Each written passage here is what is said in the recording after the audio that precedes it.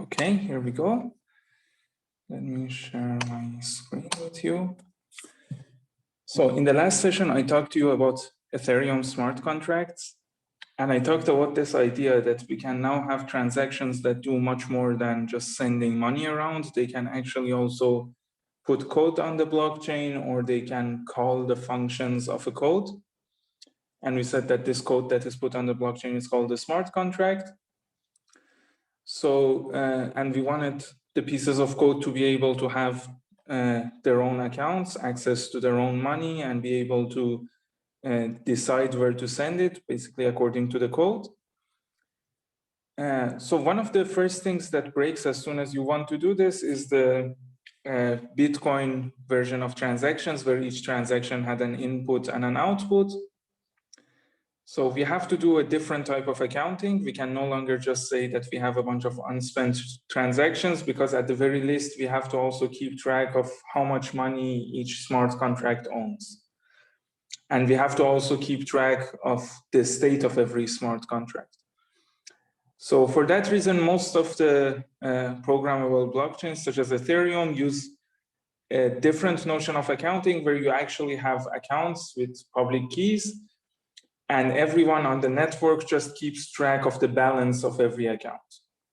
So we no longer have unspent coins or unspent outputs. Instead, everyone just agrees based on the blockchain protocol how much each particular public key owns. Okay, and of course, this public key is called an account. And we can have two types of accounts. I'm just going over the Ethereum documentation here, and you can easily see it at this URL. So you can have what they call an externally owned account. So this is the kind of account that is owned by a particular person. So if you have the private key that corresponds to the public key of this account, then you can sign transactions from this account and you can transfer money around. Or some other accounts are basically just contracts, which means that you've put their code on the network, and now the contract has an account address. But this account address is no longer really a public key. It's just some sort of a pointer. You can think of it as a hash pointer to the contract. So whenever someone sends money to this account, it will actually be sent to that contract, and the contract gets to manage that money. Okay. So one of the most important design decisions that have been made here is that contracts cannot just do something on their own. They cannot initiate anything.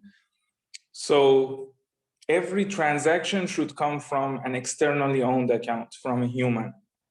So every transaction starts by someone sending money to someone else, or someone calling a function of a smart contract. Okay. But then the smart contracts themselves can call each other's functions recursively. But the really important point here is that only the externally owned accounts can initiate transactions. Okay. And of course, another thing here is that if you have a transaction that goes between two externally owned accounts, it can only send money around, right? So if none of the two accounts in a transaction are controlled by a piece of code, then it doesn't make sense to call a function, right? So you're just sending money around. And another thing that we actually talked about, and I would really encourage you to read these documentations in detail, but I don't want to go over all of them. But another thing that we actually talked about was this notion of gas. And the idea was that we want to make sure that our network remains safe, that no one can just do, let's say, a DDoS attack on the network, or have all the nodes on the network do some sort of time-consuming or maybe non-terminating computation. So we had the notion of gas, and we said that you have to pay a specific amount of money for every operation that you want to do. Okay, and actually creating a contract is also considered an operation. So whenever you want to create a contract and put it on the blockchain, you have to pay a fee for it. And actually the fee that you pay is proportional to the amount of space that you use. Because when you think about it, if I create a contract and I ask for it to be put on the blockchain, basically what I'm asking for is that I want everyone on the network to store this piece of code, right? And of course, I have to pay some money for this. Well, the money will not be paid to everyone on the network. It will only be paid to the miners. But the idea is that there should be something that limits me from putting a huge code on the network, right? And the thing that limits me is, again, the gas. So to see the details of this in the Ethereum blockchain, you can look at this paper here, which is called the beige paper of Ethereum. Basically, it gives you all the technical details of how exactly everything works. Again, in this course, we don't really care about all the technical details. I just want to highlight some small points here. So yeah, it tells you how the Merkle trees work and so on. But what's interesting for me is actually the gas. Okay. So another point that I mentioned in the previous session was that in order to be able to reach consensus about the state of the smart contracts and what's happening in them, we have to have the same language.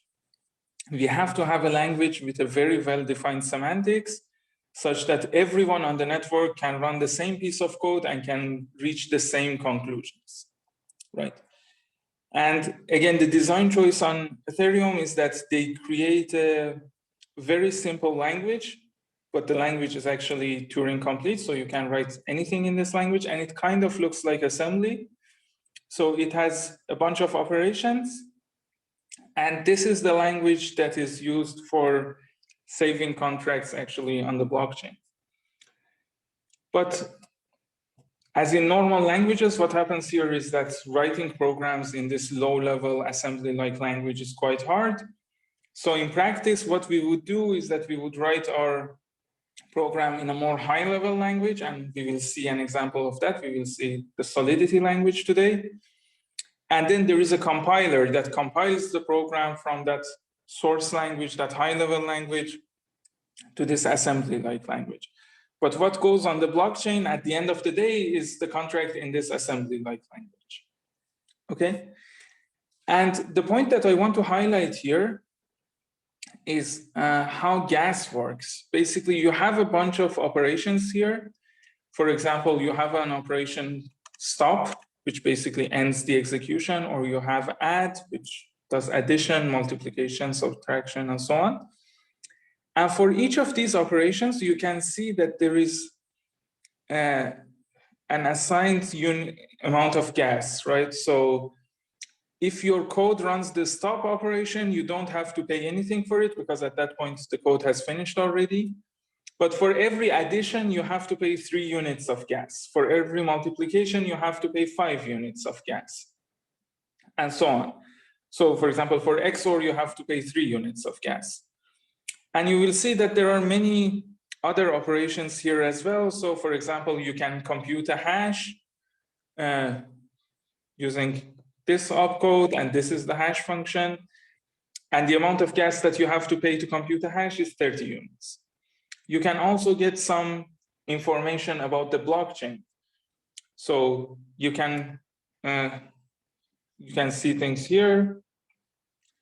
So for example, who's the caller? And when we say who's the caller, we basically mean, so suppose that I have a transaction that is calling a function in a smart contract, then that function in the small contract can ask who called me. And that's an operation, and you can get the caller address, but you have to also pay 2 units of gas. Okay. And so there is a question, why is balance so expensive? I don't know. I'm not sure exactly how they chose these things, but the point here is that it's not your own balance. You can basically check the balance of any other account. And that's probably why it's expensive. But no, it's not because of privacy, because everything on the blockchain is generally public and everyone can see it. All the transactions, all the codes are public. Okay. So another question is, what is the objective criteria, or is this set by an authority? This is set by an authority. This is set by the Ethereum Foundation. So the gas prices and the language itself are part of the blockchain protocol. It's something that we just put in the protocol, and everyone who wants to join this blockchain has to agree on these things, because otherwise we will not reach an agreement on anything else, right? So these are like the basic things that everyone should accept so that they can reach consensus on what happens in the programs that we put on the blockchain. So another question is, can they be changed by the authority? Yes, but it would be a fork. So I've already put some,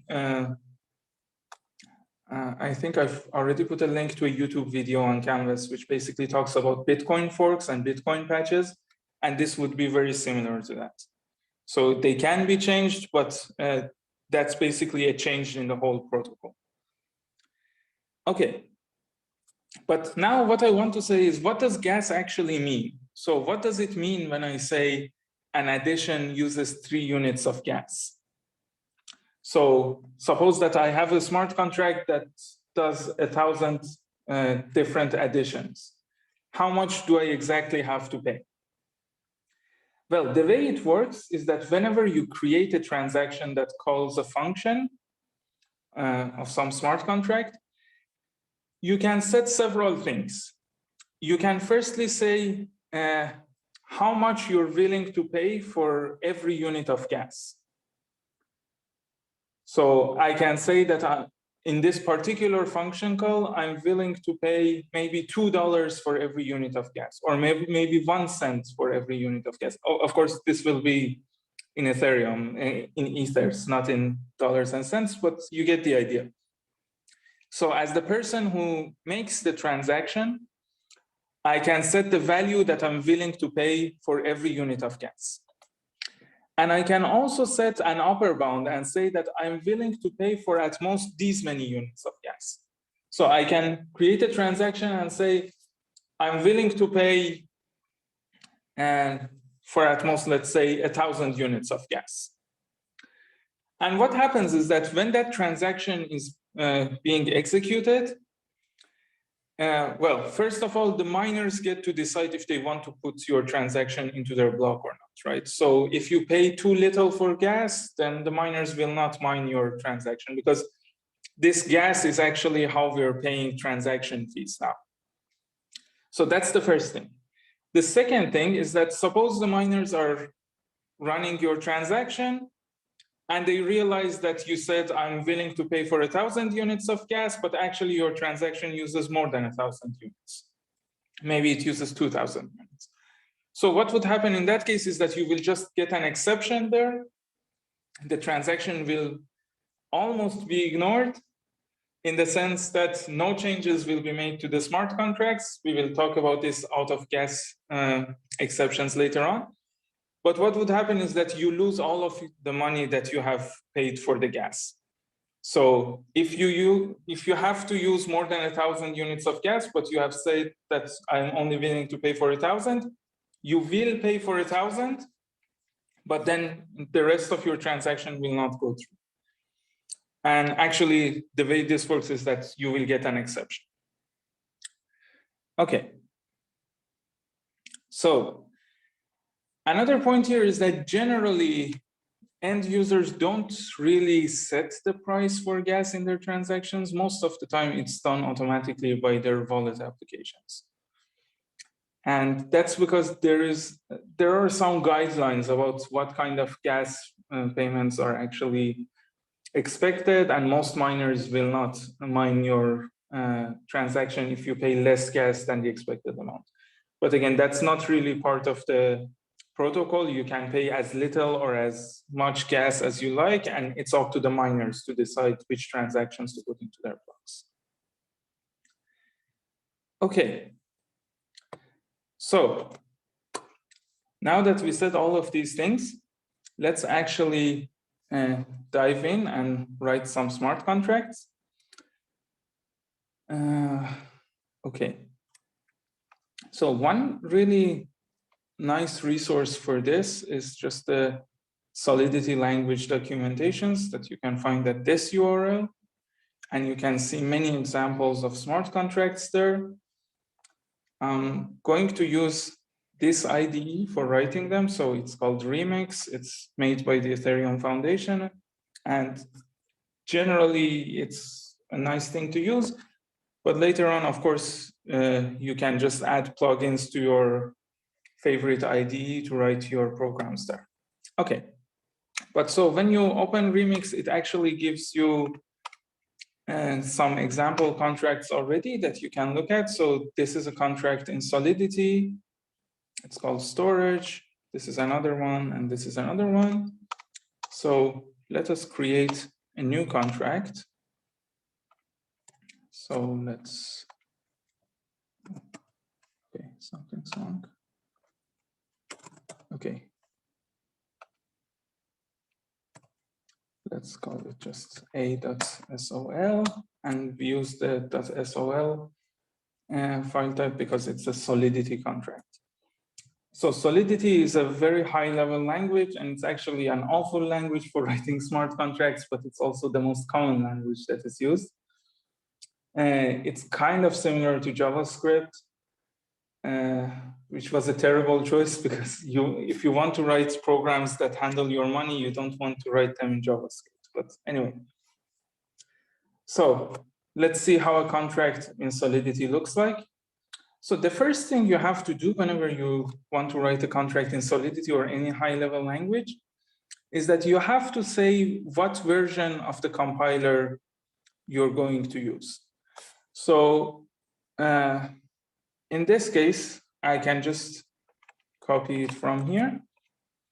So the command that we use for setting the version of the compiler is to say pragma solidity, and then we just write the version number here, or we write some constraints on the version number. So I want version at least 0.7 and less than 0.9. Actually, I can look here to see my compiler's version. So I have version 0.87. So here I can just say I want version 0.8.7.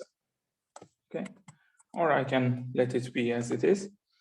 So the reason that we have to tell what version of the compiler we want to use is because, of course, this code is not what gets on the blockchain. It has to be compiled. And when it's compiled to the bytecode format that you saw, the assembly-like language that you saw, that's what goes on the blockchain. So if I write my contract in a specific version of Solidity, and then later on there are updates to Solidity, I might get a different behavior if I compile it with later versions. So I want to make sure that I compile it with the right version. Okay. So there are two questions here. So one question is, what do you think would be the best language to write smart contracts? I'm not going to get into that. That's a very touchy subject, and people fight about it a lot. So the second question is, so the contract would fail to work if all miners decide to upgrade their compiler? No. So that's the thing. The miners never see the contract that you write in Solidity. They will only see the compiled version.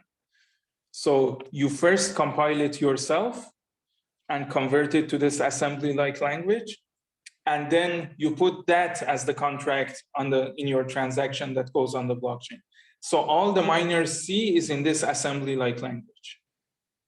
And they never have to do compiling. Okay?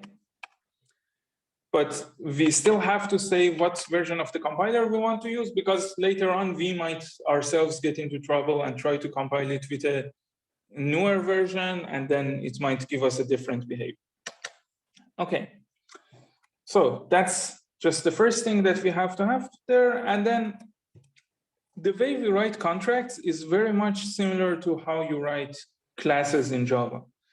The only difference is that it's called a contract. So I can call it a contract, I can give it a name.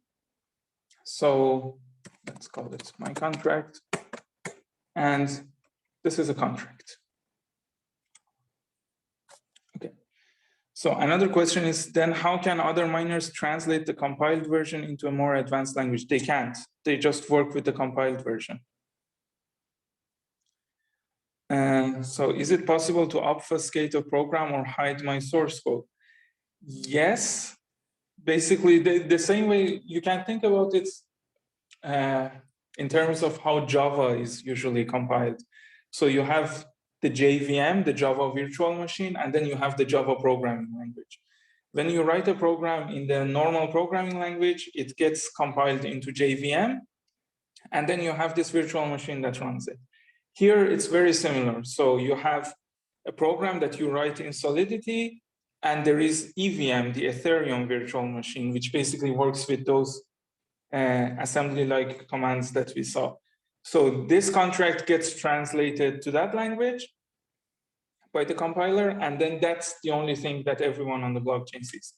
Now, of course, you can do all sorts of tricks in this compilation and translation process and make it harder for others to understand what you're doing, but that's generally not a good idea. So usually the idea is that when I put a contract up on the blockchain, I want everyone to know what the contract is doing, because suppose that you want to write a contract that many people want to use, the first thing they need to know is what this contract is exactly doing. So they have to be sure about all the details of this contract. And actually, there are many websites where you can find the Solidity source codes of contracts. And that's because the programmers actually publish these things so that they make the contracts auditable so that everyone can be sure that the contract is actually doing what they're claiming it's doing. So it's kind of like the same idea with open source. Okay, but I want to go back to writing the contract. So just like classes in Java, I can have a bunch of variables inside my contract. For example, I can have an unsigned integer. I can call it x, right? And generally, when I write unsigned integer, by default, it's 256 bits. But I can have, for example, an 8-bit unsigned integer, a 16-bit, a 32-bit, whatever I need. But okay, I'll keep the 256-bit version. And of course, I can also have functions. So I can, for example, have a function. Let's do the simplest thing. I can call it set. And it takes, let's say, another unsigned integer. Let's call it y, and it just sets x to be y. Okay, and I can have a function called get. And we can say it just returns x. But generally, what I have to do here, okay, let me just set it on auto-compile so that I can get all the errors here. Okay. So when I have a function like this that returns something, I have to say what it returns. So I just say returns uint. Okay, what other error do I have here? Okay. So another point that I have to set for all of my functions is their visibility.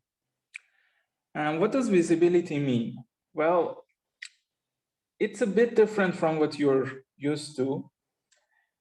Generally, what it means is who can call this function, but it doesn't really mean who can see this function. Everyone can see every function because you compile your code and you put it on the blockchain. And of course, well, they don't see this version, but they see the compiled version. And the blockchain is public. So everyone can see that there is a function called set and a function called get. What they cannot be sure about what they cannot always do is calling this function. So I can have a bunch of functions that anyone on the blockchain can call. And these functions will be called public functions. Okay, so you can see an example of this here, and it just uses the keyword public. Okay, so I can put public here, and then this public basically means that everyone on the network can call the function set. Okay, so anyone can call it. What does anyone mean? It means that both types of accounts.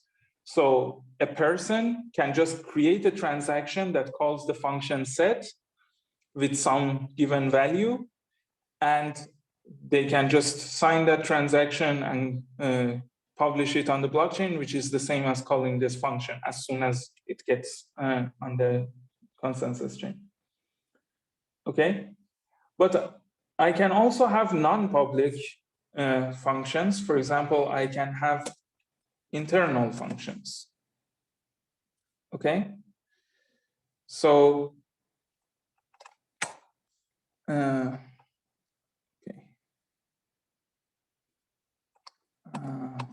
I'm not used to this version of Solidity, so I have some errors. Okay, so I can have internal functions which can only be called by other functions in my contract. So like this. And I can also have external functions, which means that these are functions that can only be called from outside of my contract if I need that for some reason. If I want to make sure that no other function inside my contract calls it, I can just call it external. Okay, so for now, let's say that both of these functions are public. So I have a very simple contract now, and this contract just has one unsigned integer x, and it has two functions. One sets a value for x and one gets the value. Okay. Now I want you to think about what happens when we put this contract on the blockchain. So the first step is, of course, that I'm going to create some transaction that contains the code of this contract. And when I say the code, again, I mean the bytecode version after it's compiled, right? And I'm going to create that transaction and publish it on the network. And of course, I have to pay gas for it. And the amount of gas that I pay for it is also dependent on the length of this contract. But this is a short contract, so I will probably not pay too much in gas. And then this contract gets picked up, the transaction that contains this contract gets picked up by a miner and put into a block. And when the miner solves the proof of work problem, it will get added to the blockchain. So as soon as it gets added to the blockchain, everyone on the network now agrees about the source of this contract, about the bytecode of this contract, right? So now that everyone agrees about the code, we can create new transactions that actually call these functions. So I can create a new transaction that calls the function set with a given value for y, right? But again, it has to go through all the steps. I have to create the transaction. I have to publish it on the network. A miner has to pick it up. I have to, of course, pay for gas. And then the miner puts it into the consensus chain. So every single time that we want to call a function here, we are going to create a new transaction. And one side effect of that is that nothing is done in real time. So you will see right now that we actually have a virtual machine where we can test our contract in real time. But I want to just warn you that this is not how it works in the real world. In the real world, you have to create your transaction and you have to wait for it to get mined. Okay. So I compile this. Here's the deploy tab. Okay. Here I can choose several different environments. I'm just going to use a virtual machine. And basically the virtual machine that you have here is a virtual machine that kind of mimics the blockchain, but not exactly. And what do I say? Why do I say not exactly? Because, well, it's not like there are actual miners here, right? So they're just being virtualized. So we will see in later sessions that there are a lot of things that can happen on the real world blockchain that don't really happen in this virtualization. And here it gives you a bunch of accounts that you can use. And initially for test purposes on this virtual machine, each one of these accounts has 100 Ether, which is quite a lot of money. Okay, and now here's how I can deploy my contract. So first I have to compile it. It's already compiled. Now I have to create a transaction that has the bytecode of my contract. But for this transaction, I have to, first of all, say which account is going to make this transaction. So let's say I'm going to make it using this particular public key that I have. And I have to set a gas limit. I have to say how much gas I'm willing to pay at most. And let's keep that number there. Note that here I cannot really set a gas price because again, the gas price is set automatically for me, but actually on the blockchain, I can set a gas price if I want to. And finally, I just click on deploy and you can see a log here, which says that it was successful, it got deployed. So what happened here was that a transaction was created that had the code of this contract, and this transaction was put on the blockchain. And now if you look here at the account that I used for deploying it, you see that my balance decreased.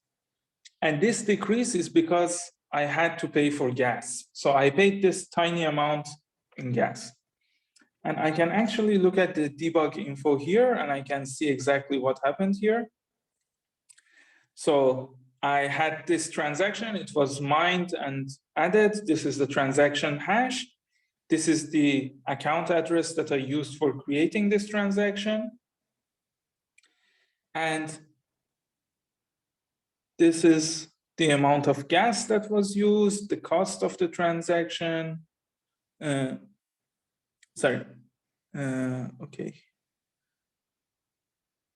Yes, okay. So this is the amount of gas that was used. And it gives me some more information, for example, logging information, which is empty right now and not really useful. Okay. So now I have this contract on my blockchain, and you can actually see that this contract now also has an address. So in the real world, when I want to interact with this contract, I will use its address. I will say, call the get function of the contract at this particular address whenever I want to create a transaction that does. Okay. So I'm going to answer some of your questions and then I'm going to come back here. So there's a question about view. I will talk about that later. So another question is, if I can't see the source code, if someone calls me to run some function, how can I know what it is? Generally, you can see the bytecode, so the compiled version, but usually the way people use it is that they also publish the source code, the Solidity source code, and you can compile it on your own and make sure that the bytecode that is on the blockchain is actually the one that was created by this source code, so you know the source code. Okay. So another question is that if our smart contract requires 100 gas to be published on the network and we set our gas fee to 120 gas, does 20 gas go to the miner? So there are two different things that we can set. We can set the gas limit, which is how many units of gas we are willing to pay for. And we can also set the gas price, which is how much we are willing to pay per unit of gas. And what goes to the miner is actually the amount of gas that was actually used. So they check how much gas was actually used. For example, my gas limit was this huge number here, but the gas that was actually used here was this much smaller number. And the miner just gets paid for the amount of gas that was actually used. Okay, so another question is, so the gas fee would be paid at the moment the contract was put on the chain? Yes. and everyone agrees on it because every node on the blockchain runs the contract and everything is well defined. And so everyone on the chain runs the transaction and everything is well defined. So everyone agrees how much gas you have to pay. So everyone just takes that amount of gas from your account and puts it into the miner's account. So another question is randomness and recursion possible?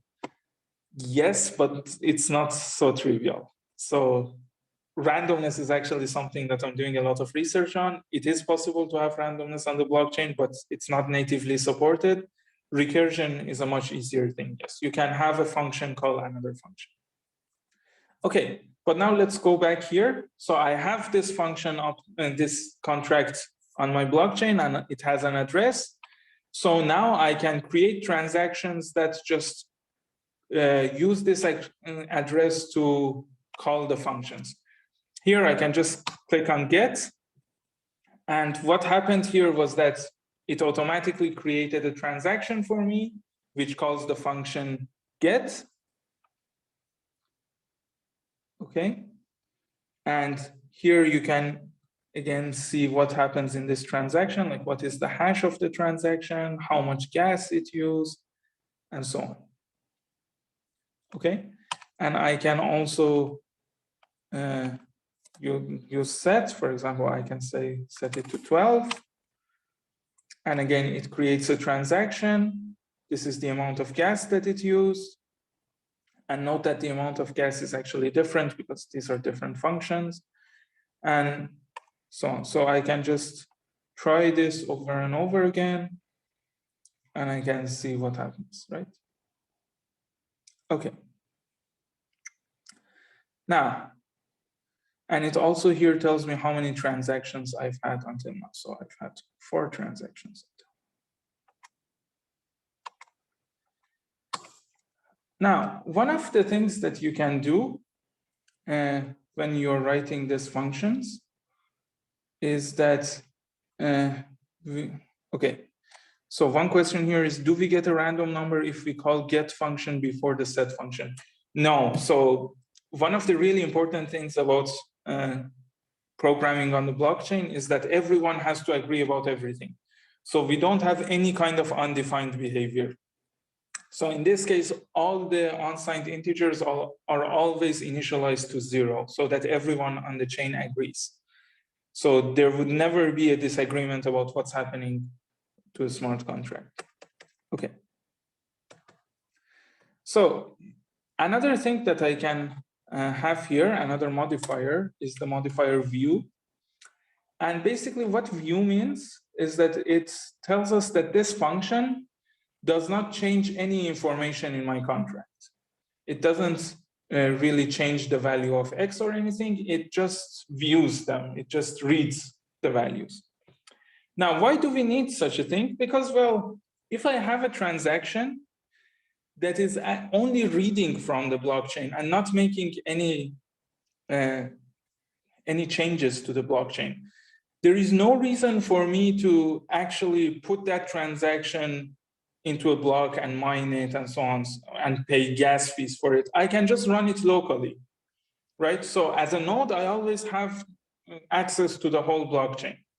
So if I want to call a function that only reads from the blockchain, there is really no reason to create a transaction for that. I can just run it locally on my own machine and compute the value. And this is why it makes sense to have this extra modifier here. So whenever I write view, that basically means that this function just views data. It doesn't change anything. Okay, so let me get rid of what we have already deployed. And let's compile this again. And let's deploy it again. And now you see that the get function has a different color. And when I call get, I get the return value 0.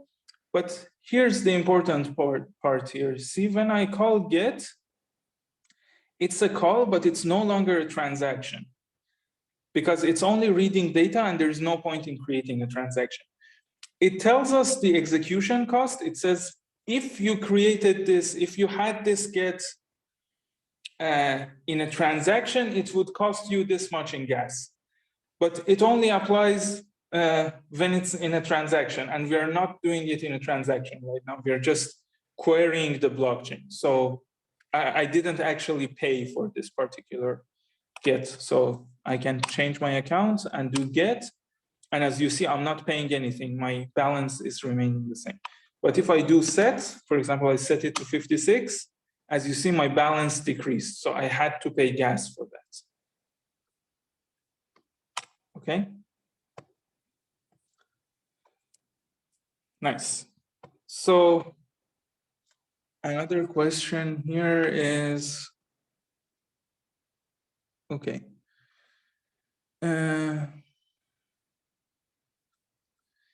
If the code is terminated because the gas has run out, can the miner collect the used gas? Yes.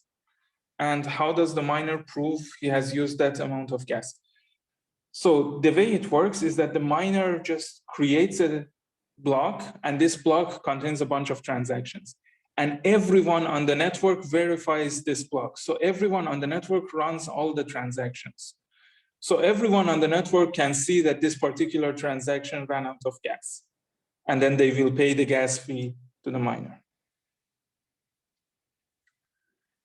Another question is, so do we pay according to the transaction cost? Well, I don't know what that exactly means. So we pay for the gas, right? So, and the gas is supposed to model how much it costs for the miners and the nodes to run the transaction. But the gas is also just that table that we saw before. So it might not capture exactly how much it costs for them. Okay. So another question is, if you have a function that runs a piece of code that depends on the user input, how would the gas fee be calculated? So the gas fee is calculated dynamically. So everyone runs it on the network, and everyone can just count how many times each operation was run. And then they can just calculate the gas that was used. You don't need to be able to calculate it a priori. Okay.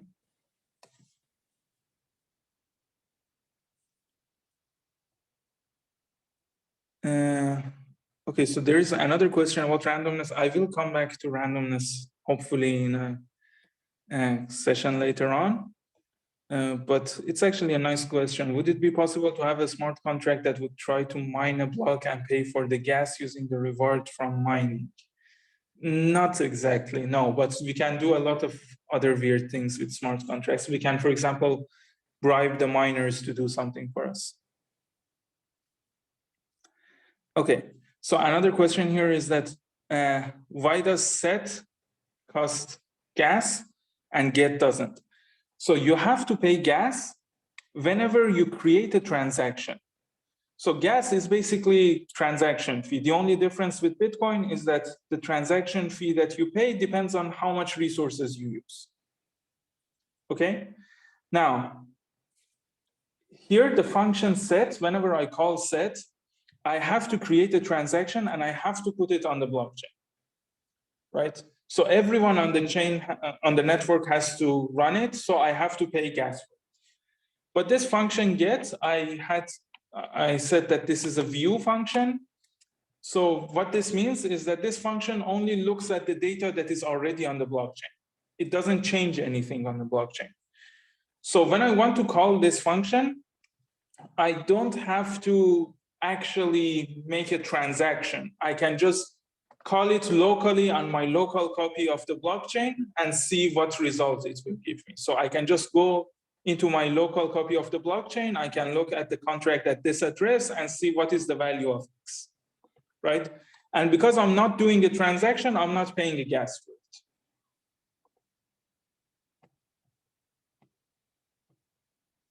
So another question here is that why don't the nodes just check if the gas limit is breached to prevent transactions from being mined if they're not paying enough gas?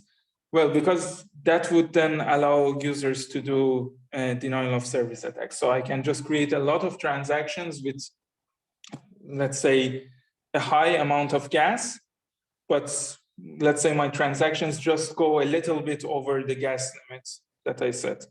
And I can just publish these transactions over and over again, and everyone on the network has to verify them. So everyone on the network has to do a lot of computation, and the network gets clocked.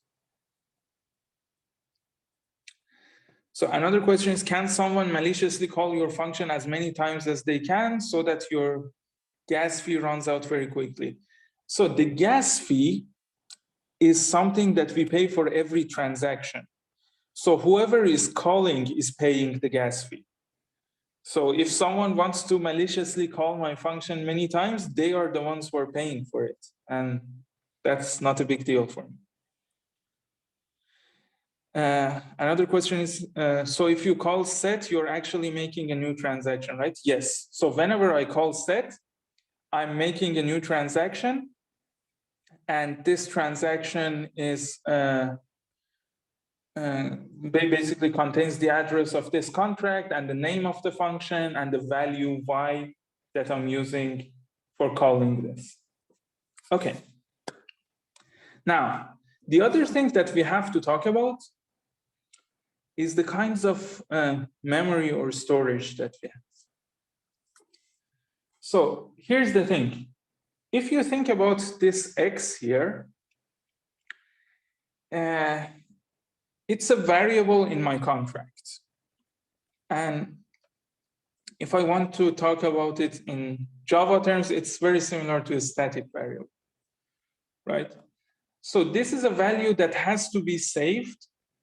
And whenever I call this set function and so on, everyone on the network has to agree about the value of x, because everyone on the network has to agree about the state of every contract. So in other words, every node on the network is forced to keep track of the value of x. Okay?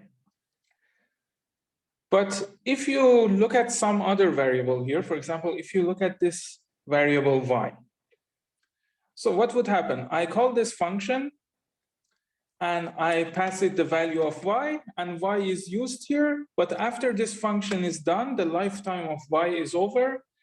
And then the nodes on the network don't have to remember y anymore, right? So in a sense, the lifetime of x is so much longer than the lifetime of y. And the cost of storing x is also so much more because everyone on the network has to store x. So these are the two different types of memory that we have. And this kind of memory is called storage. And this kind of memory is actually just called memory. So whenever I say storage, that means something like this x, something that is saved by everyone on the network. And whenever I just talk about memory, I'm talking about transient memory, about the kind of memory that is only used while this function is being called, while this function is executing. And as soon as this function ends executing, then no one cares about y anymore, right? And actually, you have to pay different amounts of gas for working with different types of variables. So if you work with a storage variable, you're going to have to pay much more in gas fees than if you work with a memory variable. So it's really important to store as little information as possible in your contracts, because gas is literally money and you want to pay as little money as possible. So in your contract, just think very hard about what you want to put in your storage and what are the things that are going to stay on the blockchain. Okay. So now I have these two really simple contracts, these two really simple functions, and they don't do much really. But now let's go a little bit further and see what else we can do. Well, one of the things that we have in almost all programming languages is a constructor, right? So my contract, just like a class, can also have a constructor. So I can create this constructor. And this is basically a function that is called the first time the contract is deployed. So for example, if I want to give an initial value to X, I can say X is 1 in my constructor. I could also do something like this, that also works. But anyway, so let's have it there in the constructor. Okay, but these are not the interesting parts. The interesting parts are the parts that are actually different from normal programming, right? So the main reason behind using smart contracts was to be able to receive and send money. Okay, so I'm going to show you an example here.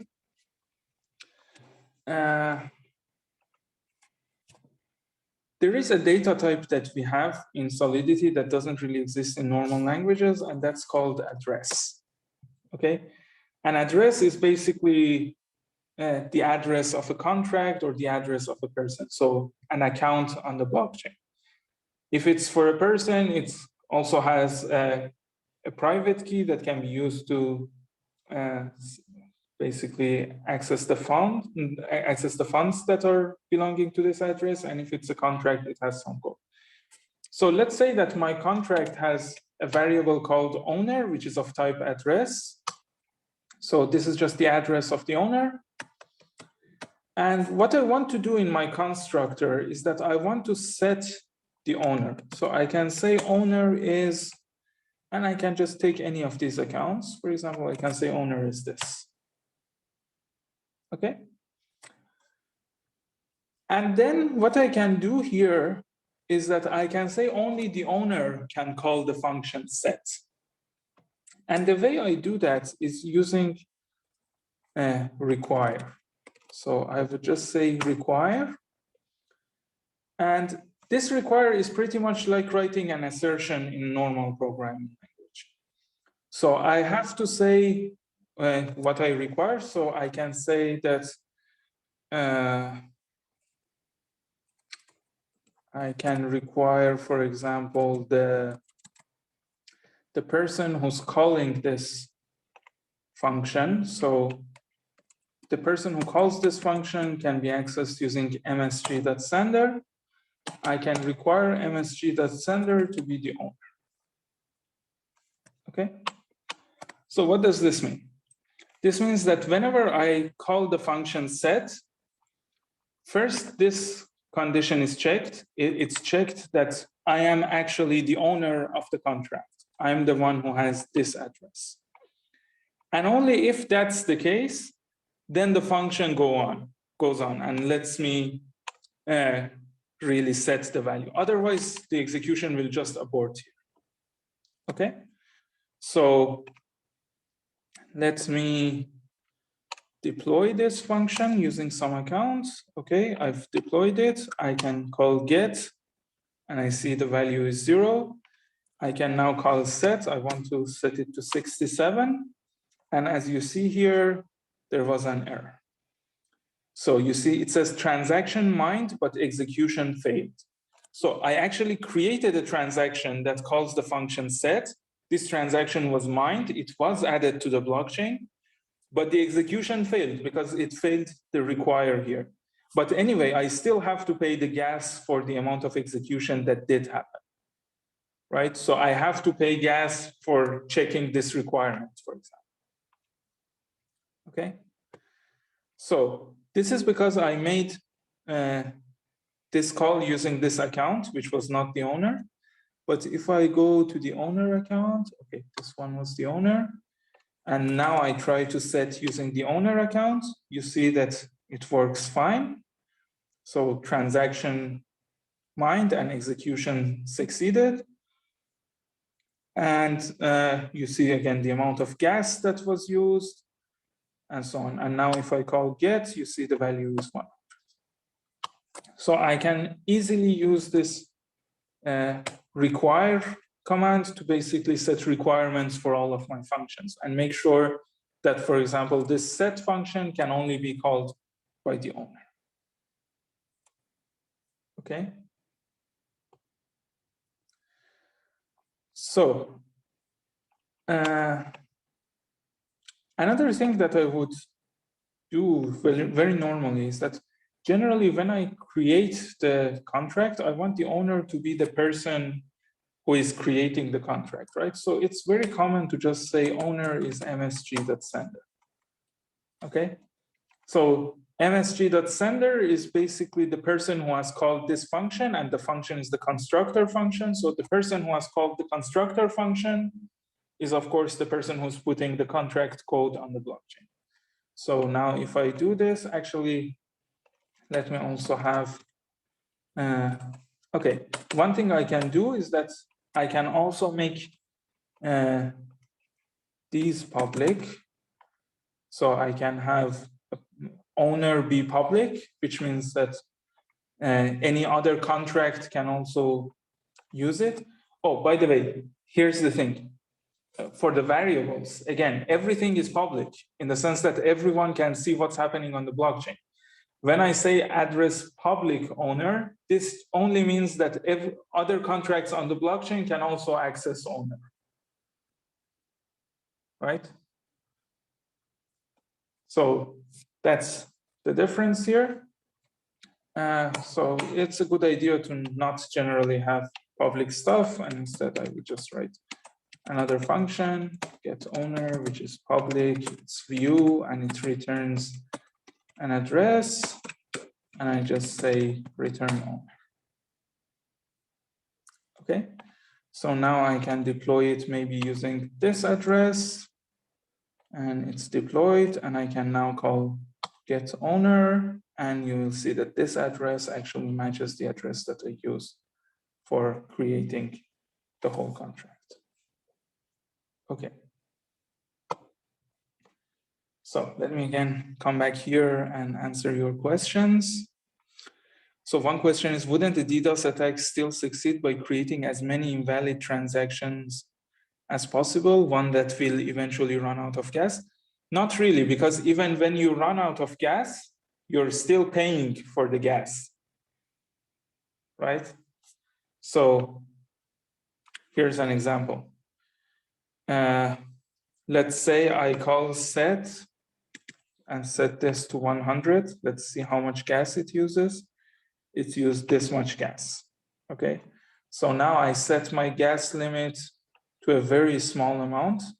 So remember that this is, okay, this is the amount of gas that I have. It has 5.9 at the end, the amount of money that I have. So I set the gas limit to 3 and I say deploy, okay? So, oh, okay. Actually, okay, it seems the virtual machine here doesn't really handle gas that correctly. Anyway, so in the real world, outside of this virtual machine, when you run out of gas, what that means is that you have paid until the gas limit that you have set, right? So if you have said that I pay, for example, 5 units of gas, you have paid for those 5 units, and the transaction is also recorded on the blockchain, but it just doesn't make any changes to the contract, and you lose that gas. So you can't just do a DDoS attack using it. Okay. So another question here is that, so deploying this contract will cost gas fee, but calling the get function won't cost gas fee. Yes and no. So the first part, deploying, definitely you need to pay gas for that, because when you deploy the contract, you are asking everyone on the network to save this contract for you. It takes effort, it takes memory, it costs something, so you have to pay gas for that. Now, calling the get function, whether that actually needs gas or not really depends on how you call it. So you can call the get function inside the transaction. You can create a transaction that calls the get function. And you can put that transaction, you can publish that transaction, and a miner would put it on the chain.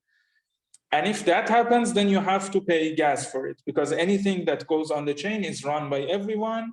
And of course, you have to pay gas for it. But the point about this get function here is that it doesn't change anything on the blockchain. So what that means is that you can run it without actually creating a transaction and publishing a transaction. You can just run it locally on your own copy of the blockchain. So if you just have a copy of the blockchain, you can run this on your own machine and see what is the result of the function get, right? And of course, if you just run it on your own machine, you will not pay any gas for it. So another question here is, can I use if to check the sender? Yes.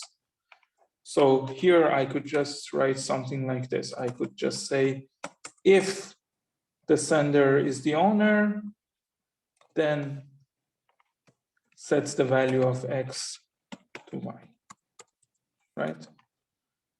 But it's better to use require because of error handling, right? So because here I wanted to know that the execution failed. If I just write an if, in any case, the execution will succeed. Okay. So another question is it possible that the set function is view? Then I call the set function and eventually the data I have is not synced with the chain. Yes, that's very possible. So you can run the function on your own copy, but you have to make sure that your copy is up to date with the chain. And that might not be such a trivial thing because you might have forks at some point. And at least at the time of the fork, this get can give you different results. Okay, so let's actually continue with this. So I want to actually show you a contract. Well, I'm not going to write it exactly the way it was written before, but it's a kind of a famous but silly contract. It's called King of Ether. So let's call it that, King of Ether. And basically the idea was that you can claim to be the king of Ether by being the owner of this contract, okay? And the way that you will replace a king is by paying an even higher amount. So the original king may be paid 1 ether to be king, and then now if you want to become king, you have to pay more than 1 ether to the previous king, and now you're king. And this goes on for as long as we want. So the idea is just to burn your money and show that you're rich. Okay, so here's what I can do. I can say I have an address, which is the address of the king. And let me delete some of these. And I can also say I have a value, which is like the amount that the king paid. So I can call that price. Okay. And I have a constructor. And what the constructor does is that originally it just sets the king to be whoever created the contract. So whoever called the constructor, msg.sender, and sets the price to 0. I actually don't have to write this because it would be 0 by default. So by writing this, I'm just paying extra gas, but who cares for that right now? And yeah, so here's how you can try to become king. So I can have a function. I can call it become king. Okay. And now for the first time, we have to actually handle money as well. So until this point, we were just talking about calling functions. But actually, whenever you call a function, you can also set a value here. And this is a monetary value. So it's basically saying, I'm going to call this function, and I'm also going to pay this function this amount of money.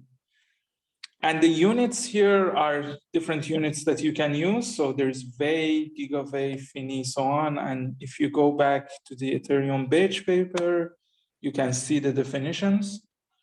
So this is the conversion table. Like the unit of currency is generally Vey, but you can also use Ether, which is like these many Veys. I don't want to really count that.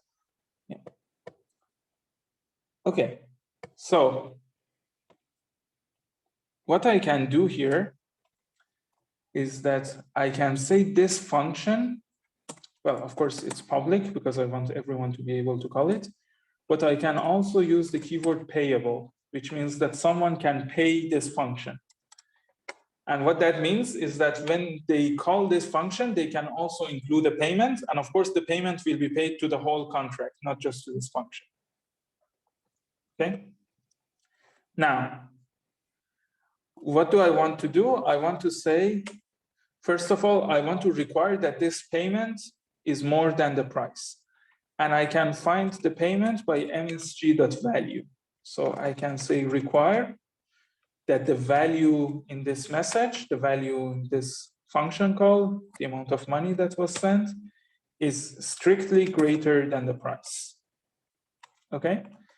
And if that's the case, then what do we do? Well, we would first pay this value to the previous king. Okay?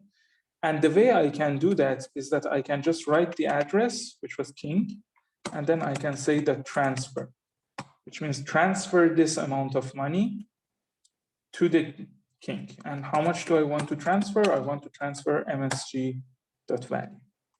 Okay. Now I have to set the price right. So price also becomes this new value. And I want to also set the new king. So the new king is msg.set. Okay. So now you see that we have an error here. And the error that we have here is that is a type error, because we just said that this king is an address. But generally, in order to avoid any kind of bug that you might have, if you have an address and you want to pay to it, you have to say address payable, so that they know for sure that you want to do that. Okay. Okay. Now, as you see here, we also still have a type conversion error. What is the problem that we have here? So msg.sender is an address. King is an address payable. And I cannot have implicit type conversion. Because if I have implicit type conversion, I might have a bug and I might pay someone that I didn't actually intend to pay. So whenever I'm making an address payable, I have to be very explicit about this. And I have to say, convert this to a payable address and then pay it. Okay, sorry. I'm used to a different version of Solidity, so let me just Google that, make an address payable in Solidity.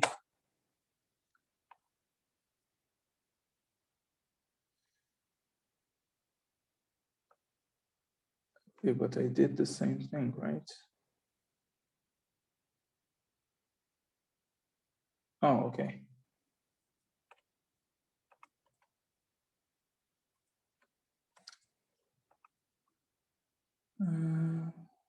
Okay, so I can just do it like this.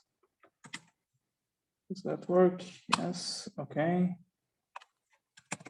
And here I can just do this. So it's just a typecast that I need to do to make sure that I'm not paying someone without being careful about it. Okay, so this is our simple contract. And I can also just have a function that tells me who's king. I was using camel case, right? So king of Ether, get king. And I can say that this is view and it's public. And it returns an address. And I can just say return king.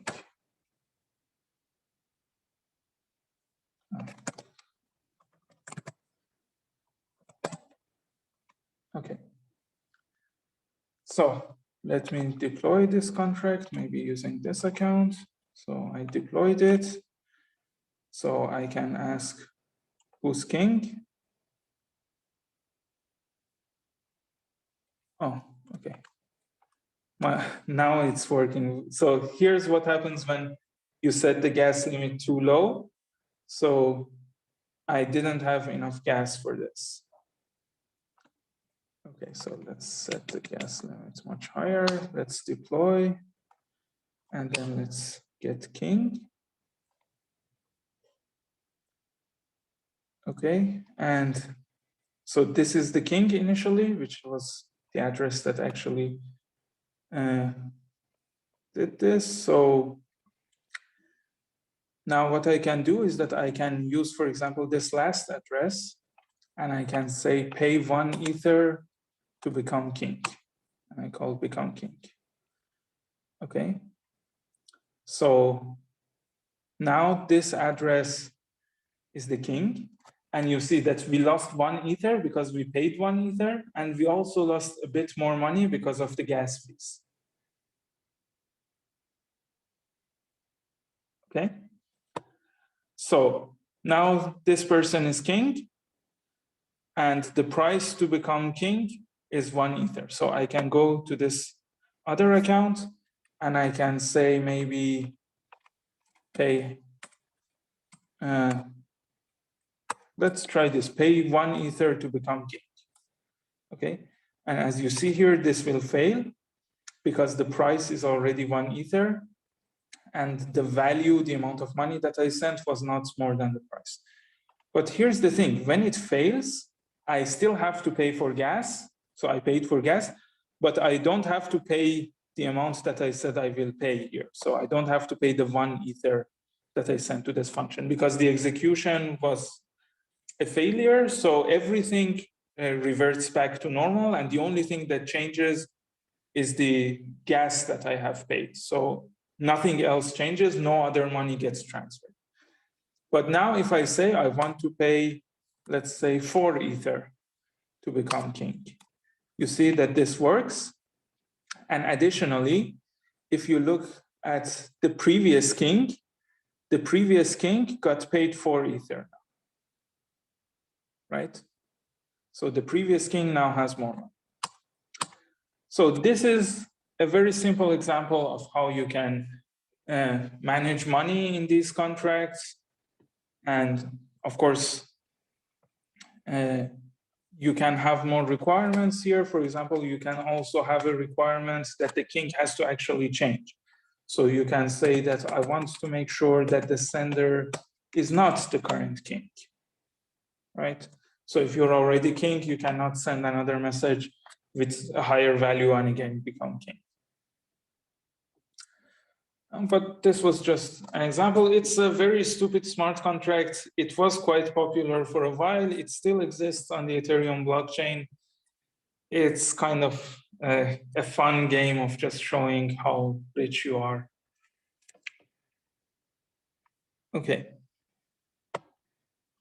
So yeah, that's it for this session.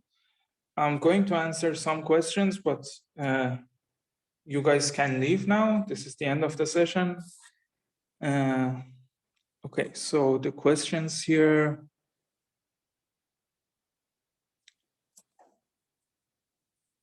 Okay, where was the last question I answered?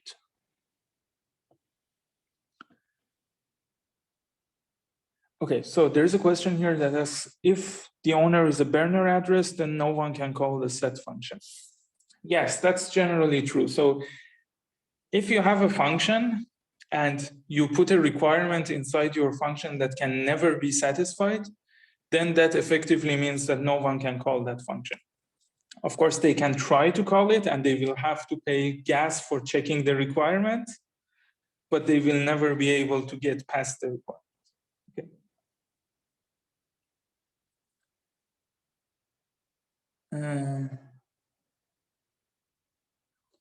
So another is constructor should always be private. If I don't declare it as public, is it set as private as default? Well, constructor will only be called the very first time the contract is put on chain.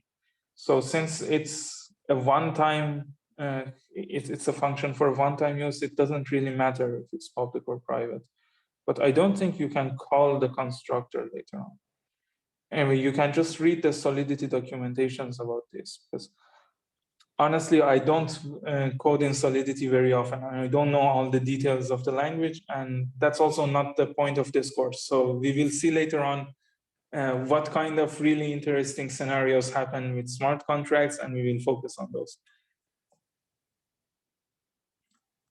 Okay, so another question is, who would be the MSG, the sender, to call the constructor? Isn't it the miner? No, it's not the miner. So when you want to deploy the contract, you create a transaction that contains the code of the contract and some other instructions that basically says, I want to create this contract, right? So whoever creates that initial transaction is going to be the person who is considered to be MSG.sender in the constructor. So if I deploy the contract using this particular account, then this particular account would be the sender in the constructor. And then later on, whoever creates a transaction that calls a function would be the sender in that call as well, okay? So another question is the compiler smart enough to optimize the code, such as the redundant line price equals 0 within the constructor? Would that be removed? The compiler is reasonably smart, and you can have some optimizations there. But honestly, I don't know in detail. I don't know if it would optimize this particular thing or not. But generally, there are a lot of optimizations built into the compiler so that especially they decrease the amount of gas that is being used. If a variable doesn't have any modifier, what is the default accessibility? The default accessibility is that it can only be accessed within the contract. But again, these are very language-specific questions. Just Google these things, and don't trust me on this because I don't code with Solidity very often. Okay, so another question is when line 17, okay, I guess the line numbers have changed now, is completed and the money has been transferred to the previous king, what happens if the transaction runs out of gas? That's a great question. We will see out of gas vulnerabilities later on. But generally, the idea is that, and I say generally because we will see exceptions to this, generally, the idea is that whenever the transaction runs out of gas, that transaction will be entirely ignored in the sense that the only change on the blockchain made by that transaction is that the person who made that transaction has to pay for the gas. So any changes that happened on the contract will be reverted, and any transfers of money will also be reverted. So if I run out of gas here, the transfer here will not go through it. Okay. So another question is, if we used an if clause instead of the requirement within become king and sent less money than required, would the money be spent? Okay, so one thing I can do here is that I can just say if MSG.value is more than the price, then do all of these things, right?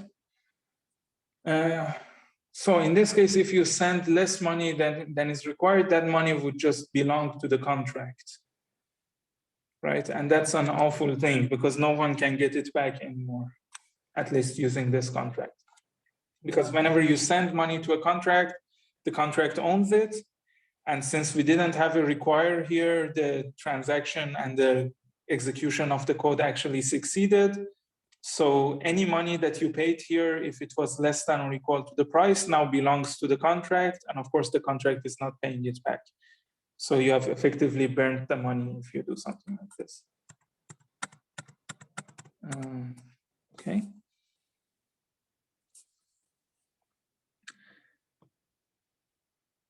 So another question is how to ensure that the data are correct when a fork happens.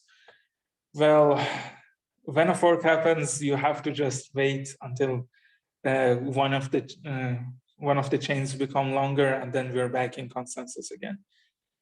There is really no way of ensuring that. So if you have two different chains, if you have a fork with two chains, and let's say the king is different in the two chains, you just have to wait and see which one becomes the consensus chain.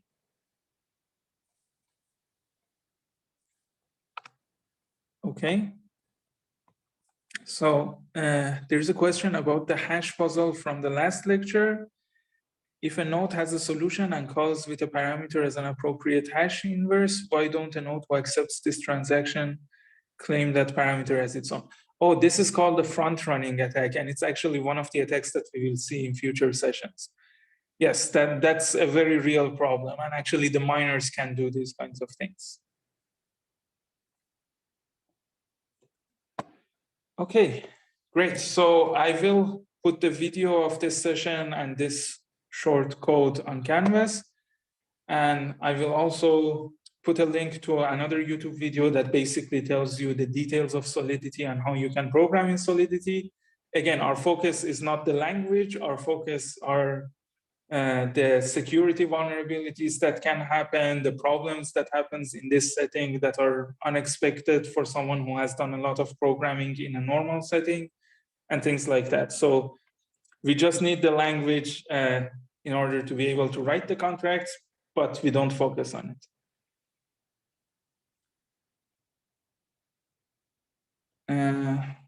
So another question here is that if a fork happens and we wait until consensus, does that mean that some of the nodes will run code, will run more code than the other nodes? Yes, that's possible.